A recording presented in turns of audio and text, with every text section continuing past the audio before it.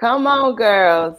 Hey, What's hey. going on with your sisters? Good afternoon. Good afternoon, and good evening. Afternoon, good evening, good Wherever morning. you are in America. Wherever you are in these parts of the earth. All right. Yes. I am Wyoming, I'm Peg.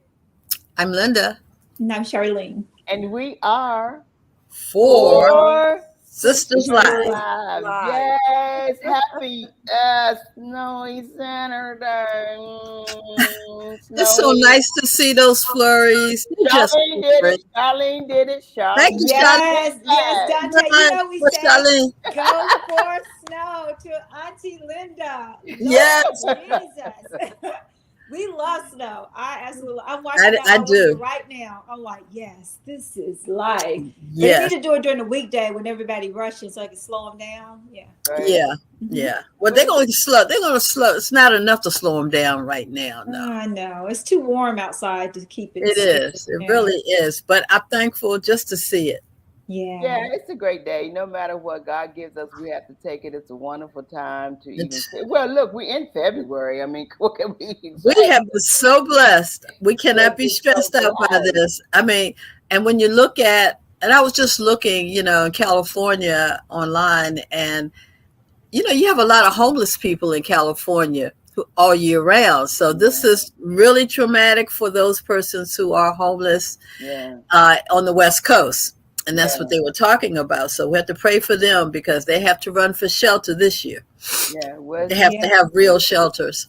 The same thing that happened in Texas because they weren't used to snow either. And they were freezing. My girlfriend's like, we never had to turn on our heat. I know. Right. What? And they all have fireplaces and never used them really, but they got a chance to use them.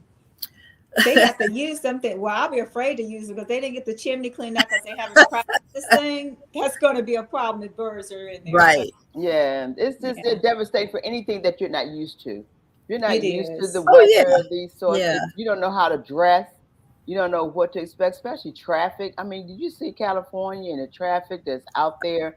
And yes. Snow over Texas is on them highways, it's icy stuff. They're not used to driving. They're not used to it, right? So we do have to pray for them, right? Yes, we do. We do. So they can listen and pray for patience that they take their time.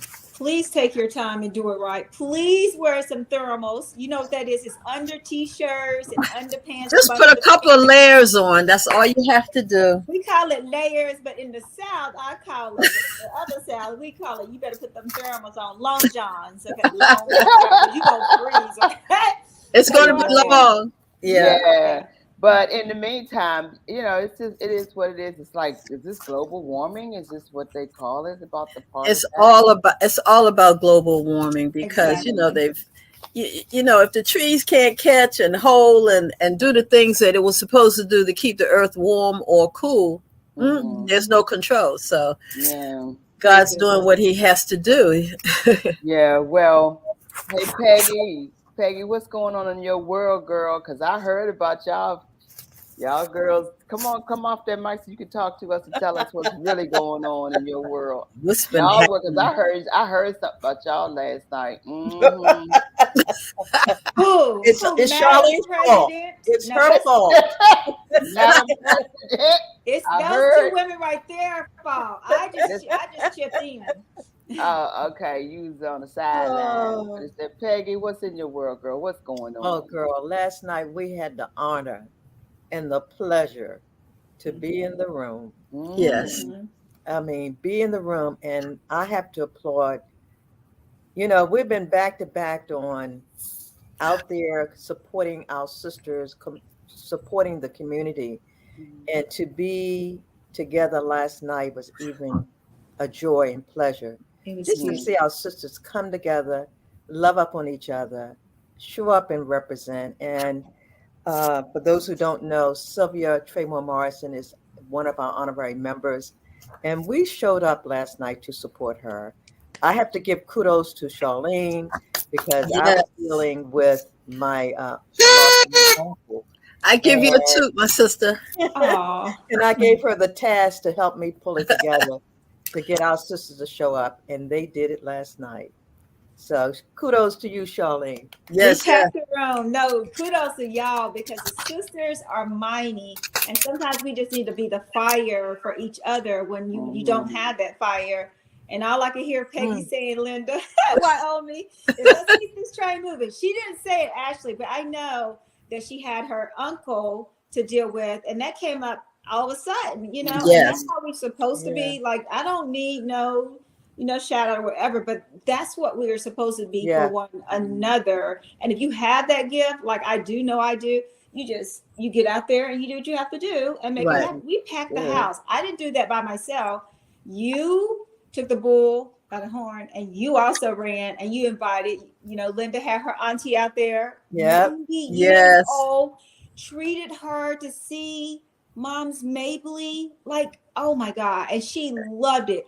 I was over there just reading the book after Sylvia signed it. She was sitting in the corner, and we over there just taking pictures like Sisters with Sister Network do. And she was being patient. But I just want to say thank you, Linda, for bringing someone that definitely could relate to that era. Your 90-year-old auntie, and I'm sorry, just calling her 90-year-old auntie. Aunt Fanny. Say her name. Aunt Fanny. Aunt Fanny. Aunt Fanny. Happy birthday to Aunt Fanny. Yes. And you know what? It was a true history lesson because there were women that showed us we stand on.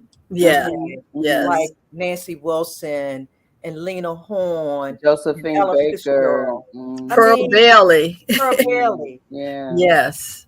I mean, it was just stunning, and Sylvia did an amazing job. I mean, I didn't realize she sung so well. She has a beautiful voice. She has a beautiful voice. Beautiful voice, yes. Oh my goodness. And the French scene was so funny. I love you. That was so funny. She's an incredible person. I admire and you her. know what she did, which added flavor to this conversation. She brought on the big screen the show of Sherry that she did a couple of weeks ago up in New York. Oh my God, that was added value to the conversation. Oh, so Sherry Shepherd. That was smart thinking. That was smart. They opened up the show with her entire interview on the Sherry Shepherd show. So that was the start of the event, about 7:50ish or so. Like, beautiful. Because if you weren't there and you didn't know, everybody kind of knows Sherry Shepherd, no matter how what age you are. Right. It was beautiful. You're right, Peggy. Yeah, that was awesome. Well, kudos to our girl Sylvia. Keep doing it, girl. You are worth it, every bit of it. It's time. It's your time to shine. Yes. So we're going to continue to be here to support you as we do. And all of our sisters are doing great things. Thank you, sisters, for coming out and supporting. This is what we do. This is what we talk about, going out to support that connection and that support. I was just when I look back, because I ended up having seats right down front, but when I look back, I was just so happy and elated that it was so many people around, because we wanted to show up for Sylvia. We wanted to show up for her and let her know that we got you. Yeah, we love you. We packed the house, Wyoming. Yes, we did. We, all of us. Yes, that's good. But I had the pleasure of seeing the show previously before it came to Bowie. So I knew you all were in for a treat. And I really wanted to come. Of course, schedule for me has been crazy, but it's all good, because when y'all there, I'm there, and y'all represent. You were there, Wyoming. You were there. You and your boy that wrote the show. My boy, and he did. And he did ask about you. And history with my boy. But I'm so glad you all went. I'm just Wyoming, happy. What? It was better than the one that we went to go see. Okay. It got better. It should have. It was better. And I told her that. Something, the magic. When she walked on the stage, and I'm sorry we're making this about her, but we got to make it about Peggy and Linda. When she walked on that stage, did you see her face light up when she looked out in the crowd? Like, she like, whoa. Yes. Went into character. Yes. She said, I'm about to show off. Yes. You can feel it. Did you feel the shift? Yes. Yeah. I did. That's awesome. I'm so happy. We got to have her on for a post conversation and interview about everything, her experiences, and so. I hope she'll be able to take this in another market, another city. To be maybe it is in the plan, but we'll see. But anyway, that's good. Kudos to you. We salute you, my sister, on this Black History Month. That's about to end. Coming to a screeching halt. But it marches on. It marches on for our Women's History. Oh, so we got that. a lot going on. It marches on. It marches on. And our Valentine's is over. Heart Health Day. We had a wonderful time last weekend. Oh, wonderful. Yes. Kudos to our sister Florence Champagne. Yes. Oh, she did a great job. Shout out to her. Yes. Congratulations, Florence. Yes. She did an amazing event. Again, I'm sorry, but shout out to my Sisters Network because we represented for that great event. Yes. We love you, Florence. Please don't ever forget that. We just represent. Yeah. Congratulations to all of our sisters out there who have their own business. Today is our entrepreneurship segment, and we have so many entrepreneurs within this organization, Peggy, that they understand the business and how it should be. But we're going to have a conversation today that's going to even enhance them and us even more. Yes. In that area, you want to kind of give us a little snippet of it, then we're going to go into our birthdays, and then we're going to bring our guest on.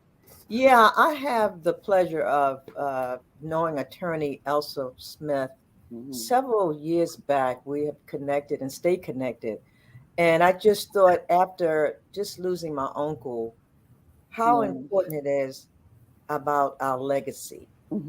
Although I'm switching from family to business. And I thought about Elsa, and I'd asked her, would she join us in conversation, just to look at legacy.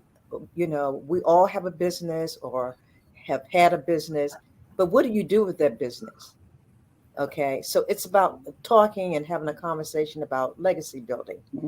And I am so happy that Elsa is available to join us today. So stay tuned.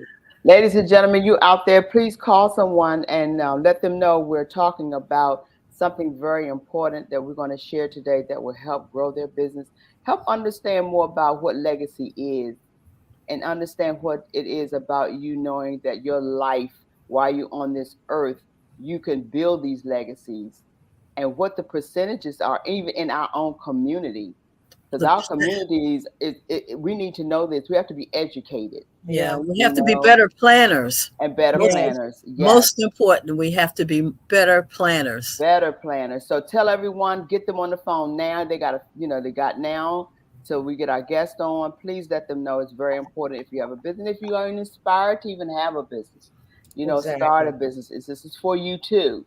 So just tell them to come on and let's be able to share some good information. So who's got a birthday? Who's celebrating birthday time? Birthday time. Come on in, everybody. All right, Linda, do your thing. Do your thing. Okay. You know, we have my sister, my biological sister, Marty, just celebrated a birthday on November the 4th. Ruthie Lucas on the 5th. Lauren Lassiter on the 10th. Linda Marshall. Hey, Linda Marshall, she shows up every time. Come on, then. Her birthday on the 10th. Reverend Butts celebrated her birthday on the 12th. And we have Jacqueline Younger, who will be celebrating on the 26th. Right. So kudos to my sisters who's celebrating. Yeah. Happy birthday to you. Yay. So we got our Black History moment. What's going on, Lynn? Come off the mic, baby. Come off the mic, Lynn.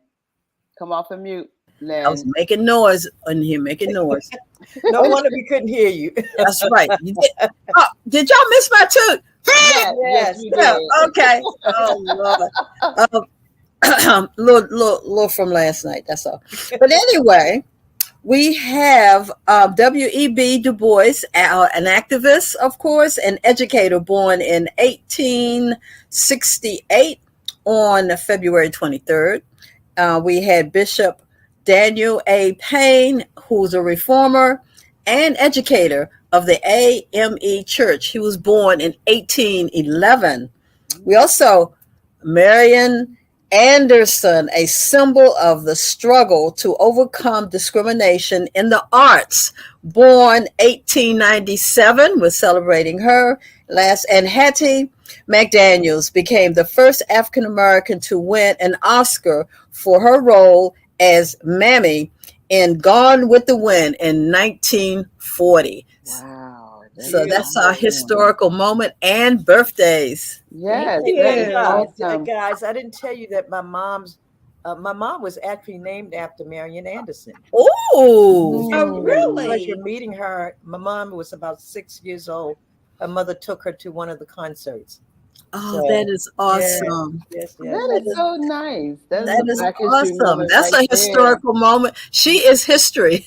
Yes. And you know what? And last Saturday when we were at the Open My Heart Foundation event, Mama was so happy. Everybody was all around her, and she got to see all her babies. Oh, she's still grinning. She's still smiling, and she's it was so good to see her. I think she is so sweet, and she looked wonderful. And I thank you, Mama Peggy, for her. Yes, she looked really, really wonderful. And I wanted to also say before we move on, our condolences to your family for the loss of your uncle, because you said it was your favorite uncle, and I understand that you have favorite uncles, favorite aunties, and things, but our condolences and prayers to your family. Thank you so much. Absolutely for that. So anybody else? Oh, we have some community things. We don't have many community hot picks, but we have a couple of things going on in the community for our hot picks. Well, we have Dante. There's so much happening for our end of the Black History Month. But no, this is the Giz, a Black History Moment. We are bringing the Giz to the Lincoln Theater. Ladies and gentlemen, tickets are moving. They really are going fast. And we want to invite you in town, out of town, around town. Everybody just come on and get your tickets. It will be at the Lincoln Theater here in Washington, D.C., April 28th, 29th, and the 30th. So come on out so you can have a good time. It's going to be awesome. Thank you very much. Now, you know for a fact we will be in the room. Okay. Y'all kind of come. Come in no heels. I would tell you that. Why? I'm winning heels because you all gonna be. Girl, y'all ain't gonna sit down. You gonna be jamming. Oh, it's gonna be dancing. Oh, girl. Oh yeah. Yes. I'm not coming in no heels. Go. Come with your tennis shoes. Come with some flats, some tennis. Your cute shoes. Your cute flat shoes. We call our chucks and whatever pearls. You can dress up at top, like come on. I'm telling you, dress down if you want to. Yeah, we had so much fun at the first one. It was at MGM. I remember, and you're right. We stood up and we danced, and we sat down and we got up and we danced some more. So yes, you want to come with your comfortable attire and come ready to party. Yeah, Linda, I told you what to do. I'm booking with Linda. I'm giving you my money so you can go on and book us together, because I'm like, and a Sunday. I don't want to go on a Saturday. I want to go when the real go-go people are there. Yeah, I said the real go-go. Yeah, but it's going to be a lot of fun. So you are going to hear a lot more about it, a lot more commercials and things as we move forward. But thank you all for your support. Good job. Where is it going to, the venue? The Lincoln. That right downtown. All right. The historical Lincoln. The historical Lincoln Theater. We're just celebrating 100 years. Oh, wow. 100 years, yes. Is that still the Black Broadway district? We call it, yes. Right. Yes. Right next to Ben's Chili Bowl. Right next, yes. Yes. Right. See, that's history right in there, guys. Oh, yeah. Right in there.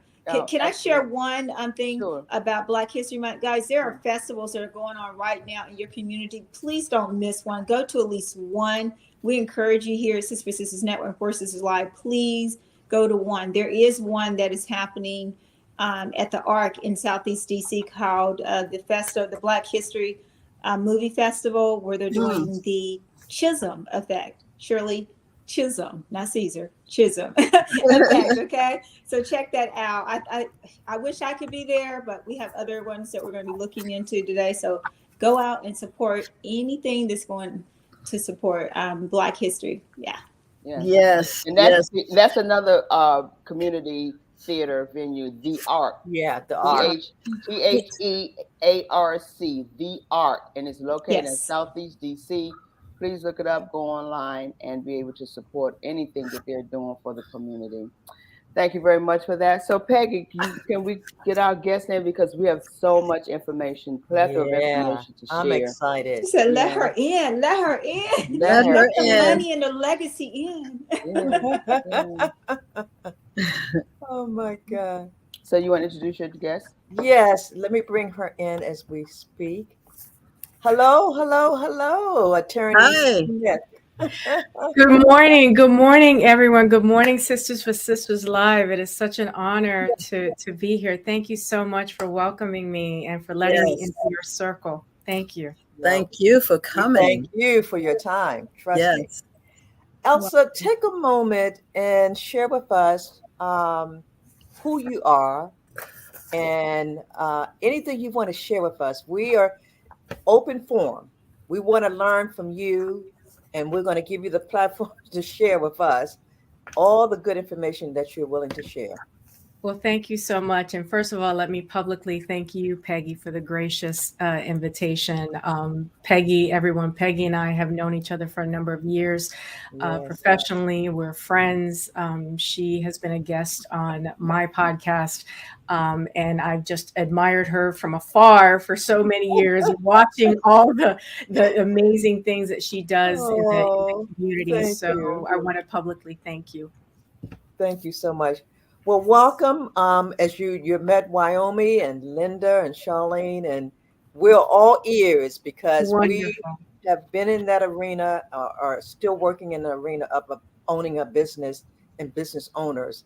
But you take the platform; it's all yours. Thank you. Absolutely. Well, to tell everyone a bit about myself, I'm Elsa W. Smith. I'm the owner of the law offices of Elsa W. Smith. I am licensed in the state of Maryland and in DC. I've been an attorney for over 25 years. My practice, I practice in different areas, but for the last number of years, I have been focusing almost exclusively in the areas of estate planning, probate, and small business formation. I also, you mentioned earlier, I mentioned earlier that I had Peggy on my podcast. The podcast I have now, it's called Wills, Women, and Wealth. And you'll hear a little bit more about that towards the end of my presentation. But I'm about empowering women through estate planning. And as you can see, I am a woman of color, and specifically, I am of Afro-Cuban descent. So it has been a special passion, a particular passion of mine to not only speak to women, but women who look like me. Because for so many years, the estate planning world, estate planning marketing has not, quite frankly, has not spoken to people that look like me. And I wanted to do my part to change that. I wanted to take up space in a predominantly white, predominantly male sector of the law. Just a little factoid, the American Bar Association estimates that I believe it's like less than 5% of lawyers in the United States are Black. Now, within that, can you imagine the sliver that are in estate planning? So it is of utmost importance that we increase diversity, but it's also diversity, equity, and inclusion, particularly in the area of estate planning. A little bit more about me. I am a member of the Maryland State Bar Association, and I belong to the Estates and Trust Law Section Council. That is the governing body of the estate planning group within the association. And within that, I am the chairperson of the Diversity, Equity, and Inclusion Committee. And what we strive to do is not only to attract, retain, and really move through a pipeline estate planning attorneys who are diverse, particularly of color, and bring them in, show them the resources that we have, and expose them to not only other resources, but people that can not only enhance them personally, but so professionally. So I can tell you go on and on, but I really want to get to my presentation today. And again, I want to thank Sisters for Sisters, 4SistersLIVE, I should say, for inviting me today. So today's topic is how business owners can protect their legacy. All right, next slide, please. So what are we talking about when we talk about a legacy? And I always like to start off with this quote from Maya Angelou. Your legacy is every life that you've touched.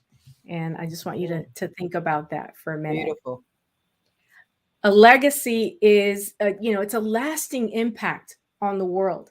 It's a gift, right? That is passed down through generations, whether it's money, property, or even stories, right? It can also be a business or the profits from a business, whether it's set up, diverted to a foundation or a charity or whatever it is that you want. But legacy or leaving a legacy means dreaming big and changing the world for the better, right? So why do we care about a legacy? If we can go back one slide, please. Thank you. So why do we care about a legacy? People want to know that their life has meaning, right? When you see that your experience and perspectives matter, then it helps you gain clarity on the things that are most important to you. So a lot of these messages, they're hard learned through life experiences that give you priceless insights that you can share by passing it on to your children, grandchildren, nieces, nephews, others in your sphere of influence. So I want you to ask yourself, if you knew with certainty that you only had a few more years of life to live, how would you spend those years and why? Just think on that. What message do you want to send with your life to the world and those who matter most to you? And one last point. Imagine that you are attending your own funeral. What would you want your family and friends to say about you and how you lived your life? Right? So I know I gave you a lot to think about, but just please, you're so important when we start thinking about legacy. So legacy, we're creating a legacy every day of our lives. So the question is, what kind of legacy do you want to leave? Right? So next slide, please. Now, today we're going to talk about just a few points. One, I want to address some myths and misconceptions about estate planning. We are also going to talk about some facts related to the racial wealth gap in this country. We're going to also discuss the great wealth transfer that has been happening for a number of years. It's happening right now. And then we're going to end off with estate planning considerations, but specifically for business owners. Now, before we go on to the next slide, let's talk about those myths. One of those, and I chuckle almost because I hear them almost weekly, whether it's from lay people in passing, stuff I see on the internet, TikTok, all kinds of stuff. But the first myth is, I don't have enough assets to create an estate plan. I think everybody, ladies, everybody on the live stream, everybody watching has probably heard someone say that at least once. Let me bust that bubble, shatter that myth right now. An estate is everything that you own. That is a car, antiques, bank accounts, checking accounts, your retirement accounts, the 401k, and if you're my friends in the government, your TSP, all those things are part of your estate. Estate planning is creating a blueprint, not only to protect you today, but also to dictate what's going to happen to those assets when you are no longer here, right? So even if you just have a bank account and a car, you have an estate. Right. And that is worth protecting. Estate planning varies, of course, by what you have in your estate. But the fact is, you have an estate, and chances are everybody watching this right now has an estate as well.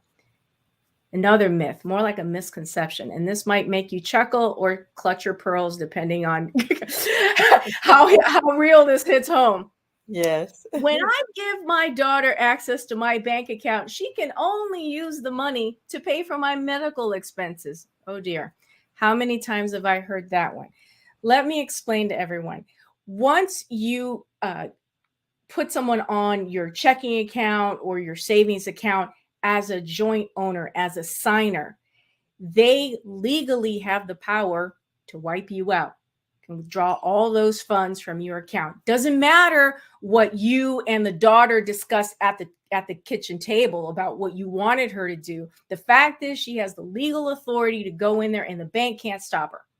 Right? So why do I bring that up? Because I hear it so often. And in this scenario, if the intent is to pay for medical expenses, there are other ways that can be done, short of naming someone on a checking or a savings account.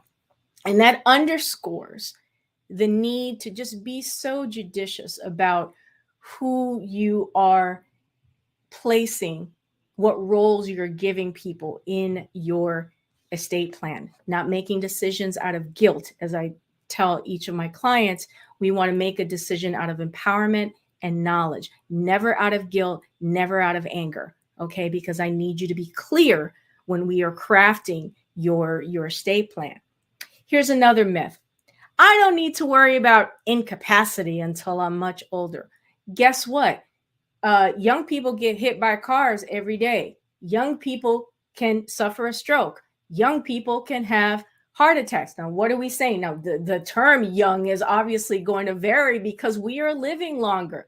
Right now, 50, 60 nowadays is kind of young, considering that people are living till their 90s and God bless them, their 100s and beyond, right? So, let's say a person is in their 20s and they believe that they are invincible, immortal, they're just going to live forever.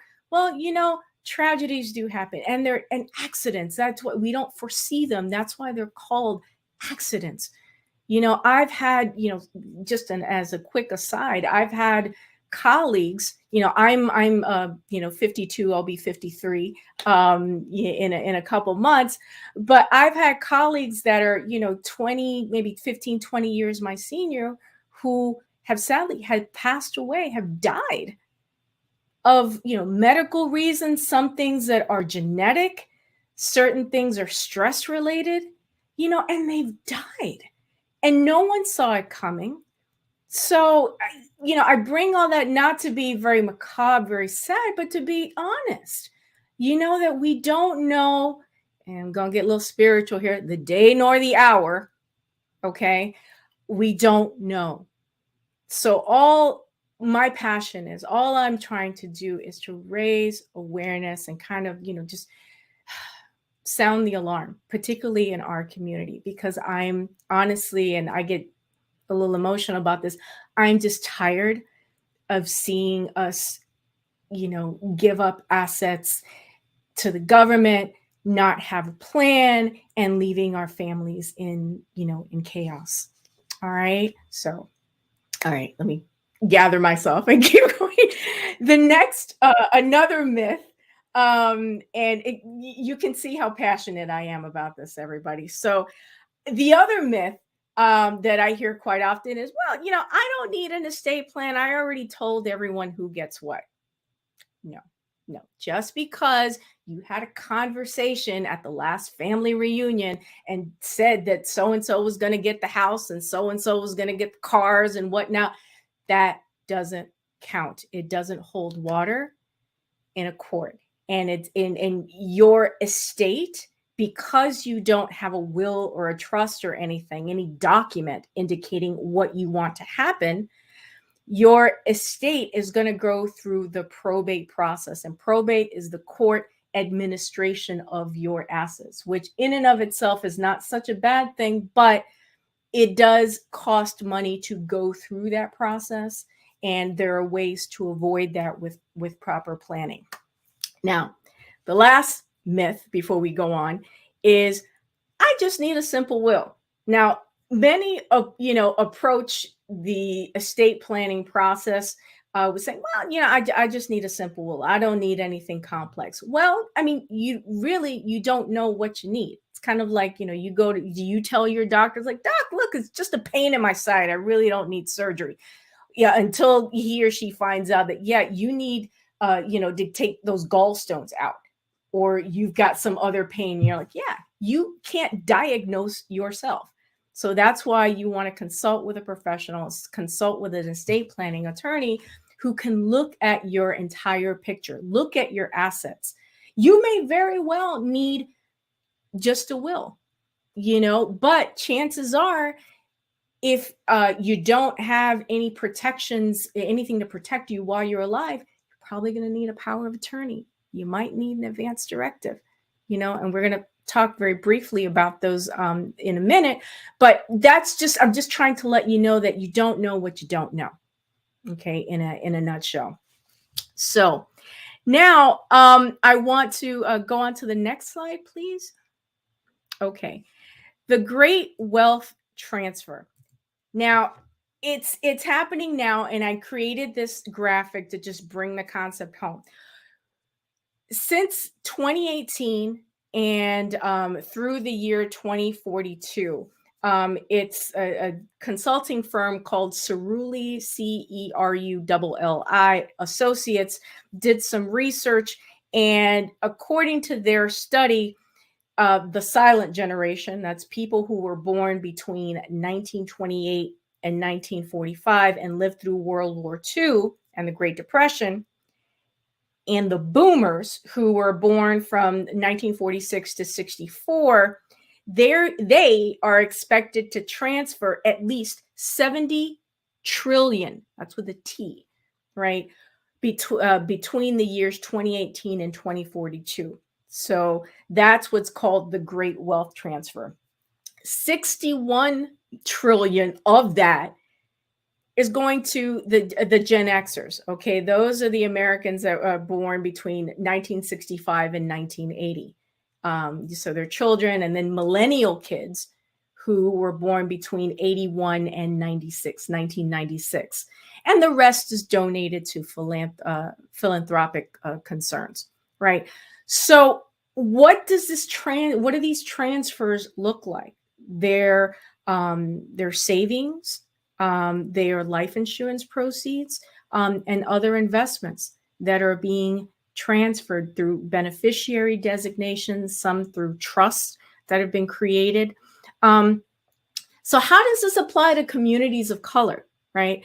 We should keep in mind that, institutional racism, barriers to accessing federal programs, to purchase property, and other ills, are even the remnants of slavery itself, contributed to what we call today the racial wealth gap. So that means that many of us are not transferring as much as other communities. And my point in bringing this up is certainly not to discourage you, but it's again, as I'm doing from the beginning, it's raising awareness. And it is crucial that we get our affairs in order so that we are part of that great wealth transfer, so that we are able to transfer our legacies to family members, to institutions, right? Many people forget that, philanthropic efforts also include, donating to the university that you graduated from, donating to your place of worship, donating to the causes that mean something to you, that had some impact on your life. And you, fortunately, now have the ability to be a blessing, I say, to those that have been a blessing to you.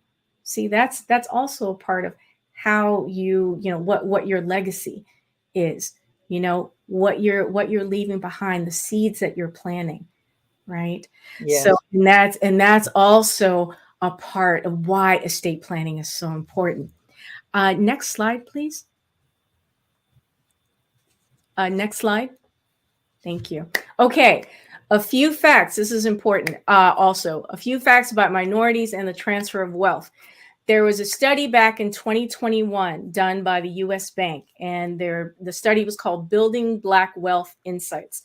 And they highlighted the financial needs, goals, and challenges of Black Americans with at least $25,000 in investable assets. Okay. So their study, 2 points, yielded 77% of Black respondents think that the racial wealth gap will either increase and the best case scenario remain the same by 2030. 69% of Black consumers, far more than other racial groups surveyed, feel a deep sense of responsibility to help their communities financially. They are also more committed to leaving a financial legacy for the next generation.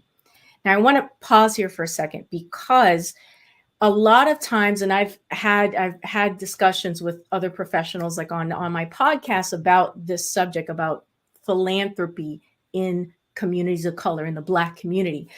And if you would ask someone on the street, well, are you into philanthropy? I might, look at you like, what? No, not me. But if you actually engage them in conversation, you'll find out that possibly they may tithe to their church. They may give back, donations to their alumni association, depending on what college or university they went to. They may donate monies to their communities, like Little League or something, to help buy uniforms and stuff. All those are donations, right? The thing about estate plan is it helps you be more strategic about it, and may help you realize some tax savings in the donations that you're making, right? It's just being smarter about what we're already doing. As a community, we are givers. We give to families when they're in need. As a matter of fact, there are other studies not reflected here, but there are other studies that show that one of the reasons why the current generations aren't as far ahead in terms of the building of assets as other communities are, is because we do give assets. We do spend a lot of our income, or a significant portion of it, maybe helping other family members, even helping, grandparents, great grandparents, right? So it's not that it's right or wrong, certainly not, but I'm just bringing that up to give you context as to how we operate as a community and what some of the realities are. And that we're getting ahead, but we just need to be a little smarter about how we give money and the timing and everything. Again, underscoring the need for good estate planning. Next slide, please. Okay. So the facts tell us that the racial wealth gap exists, and it is huge. Black Americans do place a high priority on giving and helping their communities. And Black Americans are also committed to leaving a financial legacy for the next generation. All right. So a little bitter with the sweet about our financial picture right now. So next slide, please. All right. Now I want to talk about key estate planning considerations for business owners. So this segment deals with entrepreneurship, but I also want to weave in how estate planning and other concepts are so important for business owners to keep in mind. So the first one is choosing the correct business structure. For so many reasons, you want to make sure that if you own a business, that if it can be avoided at all, you're not operating as just a sole proprietor, no protection whatsoever. Why is that important? Because if somebody wants to sue your business, if there's no structure in place, whether it's an LLC, a partnership, a corporation, they have access and can deplete your assets and can bankrupt you. Right. So that is why one of the main reasons why choosing the correct, business structure is so important. Another thing is having liability insurance. Now, there are several types of liability insurance that business owners can consider, including general liability insurance, professional liability insurance. Just a side note, as an attorney, I not only have business insurance to safeguard the assets, the physical assets of my firm, but I also carry malpractice liability insurance, right? So depending on your area of service, what products or services you render, you want to look at what types of insurance are necessary in order to protect what you're working so hard to build. Another type of insurance, product liability insurance, cyber liability insurance. And this type of insurance provides coverage for losses resulting from data breaches or cyber threats, right? Really important to keep in mind, specifically now, we hear about breaches, large companies are facing breaches, right? So it's of the utmost important that we do what we can to safeguard our data as well. Then there's employment practices liability insurance. That's the type of insurance that covers claims arising from employment-related issues, wrongful termination, discrimination, or harassment. Again, these are types of, and of course, one last one, directors and officers liability insurance. That provides coverage for claims arising from decisions made from the business's directors or officers, right? So in all of these, you want to consult with an expert in the insurance field to really examine your particular situation and see what types of insurance are best suited to protect you and your business. It also depends on what kind of risk profile you have. The next thing you want to consider as a business owner is, whether to create a will or a trust. Now, I mentioned there are other documents, but I just want to talk about these two just very briefly. Wills and trust can be very useful planning tools for business owners, but they serve different purposes. Now, a will, just as a refresher, it's a legal document that outlines how a person's assets, including their business, should be distributed after their death, right? So a will allows business owners to name a personal representative who's going to manage the estate and ensure that their wishes are carried out, right? And a trust, on the other hand, and the more popular one that you probably have heard of is the revocable living trust, right? A trust is a legal arrangement, right, in which a trustee manages the assets for the benefit of a beneficiary. The trust can be used to transfer ownership of a business or other assets into it while the owner is still alive, right? And they can provide for, and trust can provide for the management and distribution of those assets after the owner has died, right? The choice between a will or a trust depends on a lot of factors, including the size of the estate, right? The complexity of the business, the owner's own goals for their assets after their death. So it's really important to consult with an estate planning attorney and or a financial planner, right, to determine the best option for your specific situation. In some cases, you may need both a will and a trust. But again, that's something that's discussed with a professional, and you should not, please don't try to DIY this, especially if you have a business, right?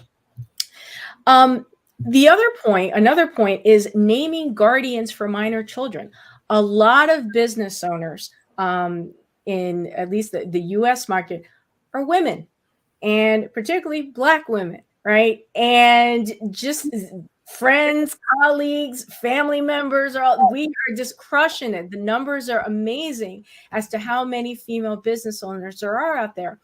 And a lot of them, not all, of course, a lot of them are moms too, right? They have young kids. They're trying to, they're balancing motherhood and being a business owner, and they're crushing it. They're building, but they've got nothing in place to say, okay, who's going to take care of little Susie if I go to work next week and I have a heart attack, Mm-hmm. You know, what is the game plan? And it is not enough, and I know I may ruffle some feathers, but it is not enough to say, oh, you know, mama will come in and, you know, she will take care of little Susie, or grandma will come in and take care of little Susie. You know what? Grandma's tired. You know, grandma is probably like 60, 70, 80 plus. Grandma's right. Grandma's tired. And mom, you know, she's trying to, you know, build herself up too. So it's really, honestly, kind of not fair.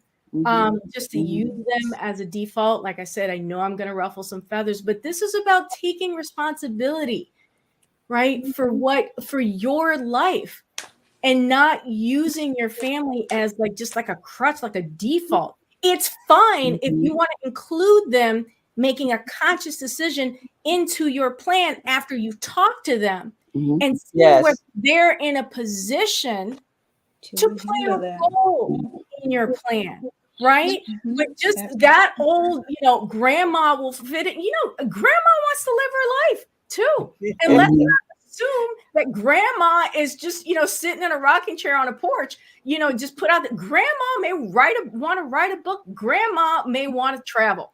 You know, worked 30, 40 years, as I'm thinking of a few friends of mine who've like worked 30, 40 years, and this is like their next chapter.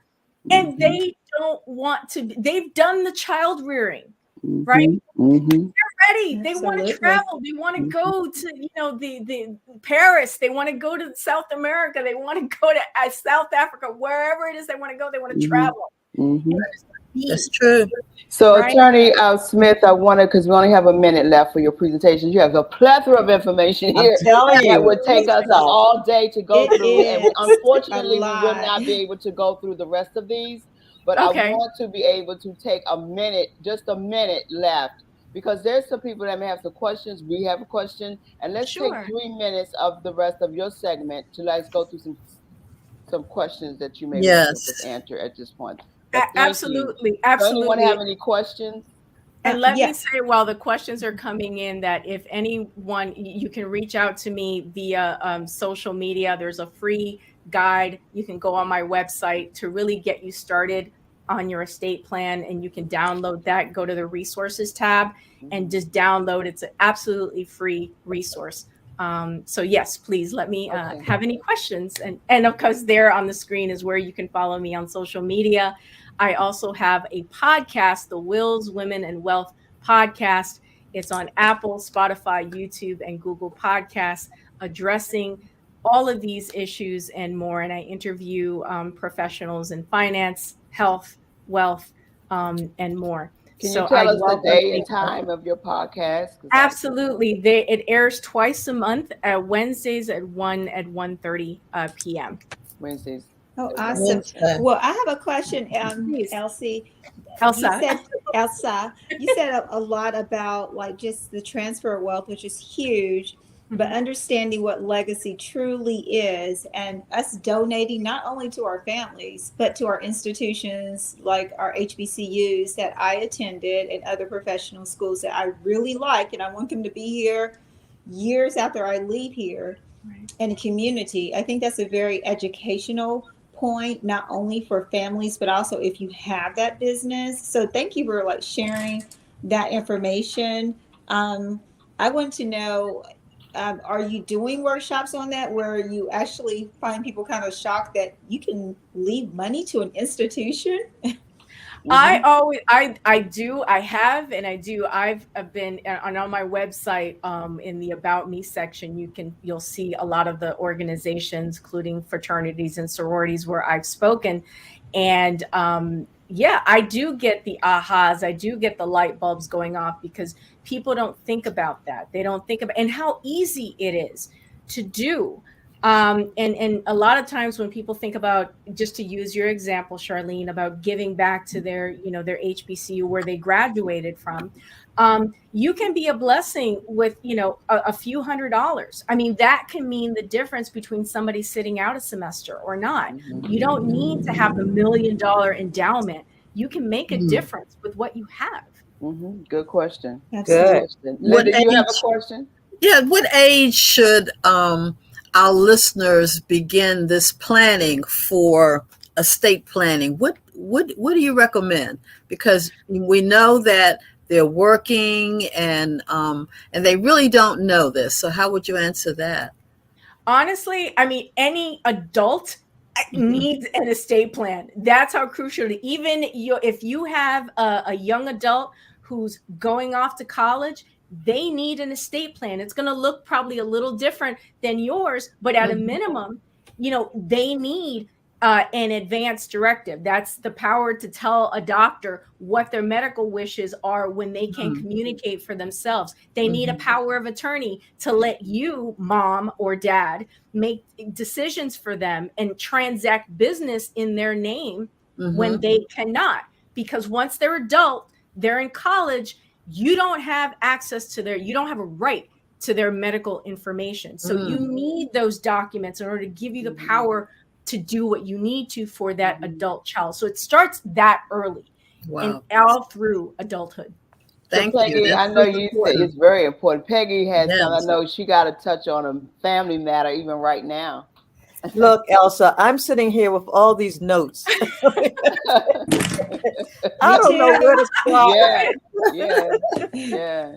This is so awesome. We could go all day with this. Yeah. I think the most powerful piece in this is when you talked about the myth of not, how we start thinking. And when you start pulling it out of me, I'm like saying, oh my God, oh my goodness, I didn't think about that. I didn't think about this. And so we as an organization are looking at the women in our organization that are business owners.